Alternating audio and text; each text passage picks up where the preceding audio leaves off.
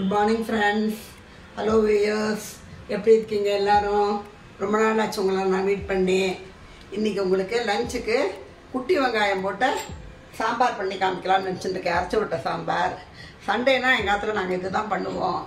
அதுதான் எல்லோரும் நிம்மதியாக நிதானமாக சாப்பிடலாம். அதனால நீங்களும் சண்டேயில் பண்ணுங்க. நான் இதுக்கு தொட்டுக்கிறதுக்கு உருளைக்கிழங்கு கறி பண்ணுவேன். நீங்கள் உங்களுக்கு என்ன இஷ்டமோ அதை பண்ணிங்க, ஒன்றும் பிரச்சனை இல்லை. அதுக்கு என்ன வேணும்னாக்க, அதுக்கு வேக வச்ச பருப்பு ஒரு 1.5 டேபிள் ஸ்பூன் எடுத்துங்கோ. மஞ்சப்பொடி போட்டு வேக வச்சுங்க. அப்புறம் சாமான் கடலைப்பருப்பு நான் 1 டேபிள் ஸ்பூன் எடுத்துட்டுருக்கேன். அதில் பாதி தனியாக எடுத்துட்டா போகிறோம். நீங்கள் 1/2 டேபிள் ஸ்பூன்.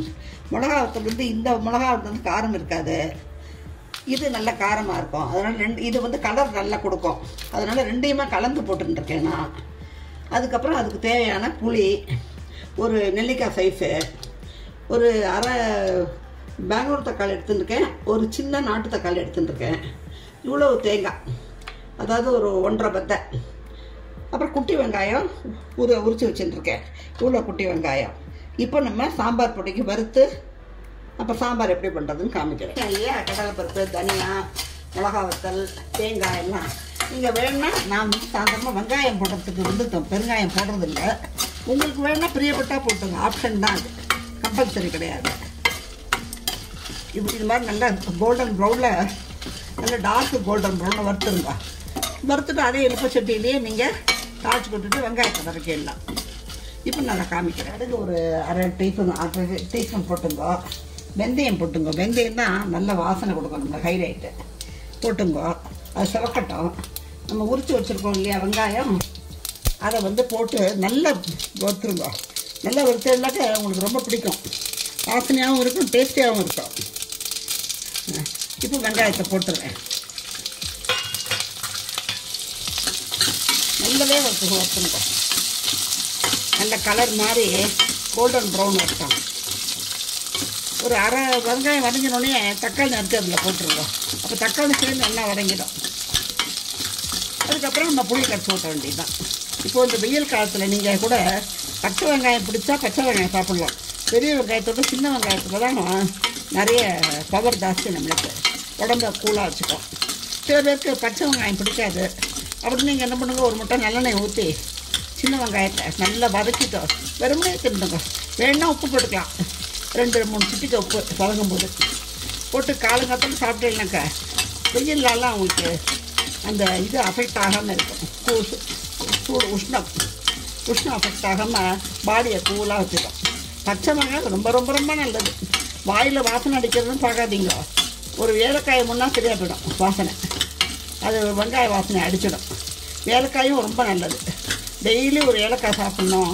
2-3 ட்ரை எடுத்து டெய்லி சாப்பிடணும். ராத்திரி படுத்துக்கும் போது ரொம்ப ரொம்ப நல்லது. அதுக்கு நான் என்ன பண்ணுவேன்னா, சாமிக்கு நைவேத்தியம் பண்ணும்போது எல்லா ட்ரை ஃப்ரூட்ஸும் நைவேத்தியம் பண்ணிடுவேன். நைவேத்தியம் பண்ணி பிரசாதமாக சாப்பிட்டுடுவேன் அதை.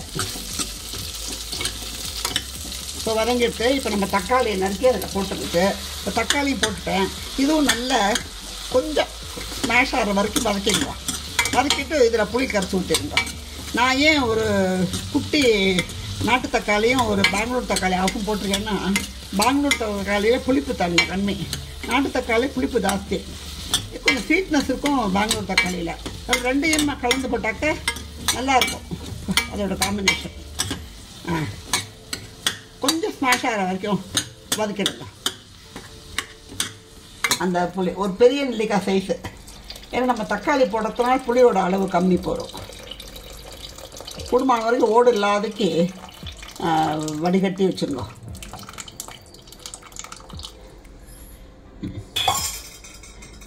இப்போது உப்பு மாத்திரம் போடல, ஏன்னா மஞ்சப்பொடி பருப்புலேயே போட்டிருக்கோம். நான் உப்பு மாத்திரம் போட்டு கொதிக்கட்டும். அதுக்குள்ளே நம்ம வறுத்தோம் இல்லையா, அதை பவுடர் பண்ணி வச்சுட்டுடலாம். பருப்பு வேக வச்சு வச்சுட்டாச்சு, அதையும் அதிகமாக பண்ணிடலாம். இல்லை உப்பு திட்டமாக போட்டுங்க. ஏன்னா நம்ம சில பேருக்கு உப்பு கூட சாப்பிடுவா, சில பேர் பாதி உப்பு சாப்பிடுவா.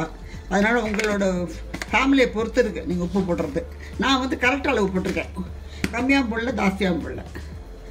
இப்போ நல்லா கொதிக்கட்டும், ஹை பண்ணிவிடுங்க. கொதிக்க ஆரம்பிச்சோன்னு சிம் பண்ணிட்டோம்னாங்க, அதுக்குள்ளே நம்ம பொடி பண்ணத்தை வறுத்ததை பொடி பண்ணி வச்சுட்டுடலாம். பருப்புலாம் ரெடி பண்ணிட்டுடலாம். இதுதான் இது கொதிச்சு இது பண்ணுறதா முக்கியம். அப்புறம் சீக்கிரம் சாம்பார் ஆகிடும் 5 நிமிஷத்தில். கடலைப்பருப்பு, தனியா, மிளகா வத்தல், தேங்காய் எல்லாம் அதை நான் பவுடர் மாதிரி பண்ணி வச்சுட்டேன். தண்ணி விட்டு அரைக்கலை. பவுடர் மாதிரி பண்ணால் எப்படி நீ தண்ணி விட்டு அரைக்கணும்னு அரைக்கலை, நான் பவுடராக பண்ணிட்டுருக்கேன். இது கொஞ்சம் ஈஸி நம்மளுக்கு, மிக்சியில் ரொம்ப ஒட்டியாது. இப்போ நம்ம புளி வெந்துட்டு வெங்காயம் வந்துட்டு இப்போ இந்த ஸ்டேஜில் நம்ம அந்த அரைச்சி வச்ச பொடியை போட்டுடலாம்.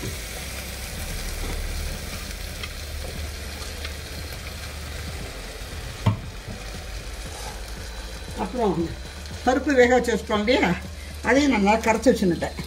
இதையும் அது போட்டுடலாம். அதில்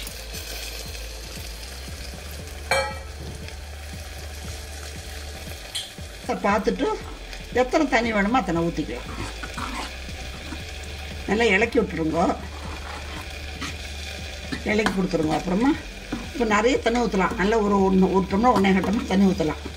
மிக்ஸி நம்ம இன்னும் அலம்பலை, அதையும் அலம்பிட்டு அந்த தண்ணியை யூஸ் பண்ணிக்கலாம். வேஸ்ட் ஆக்க வேண்டாம்.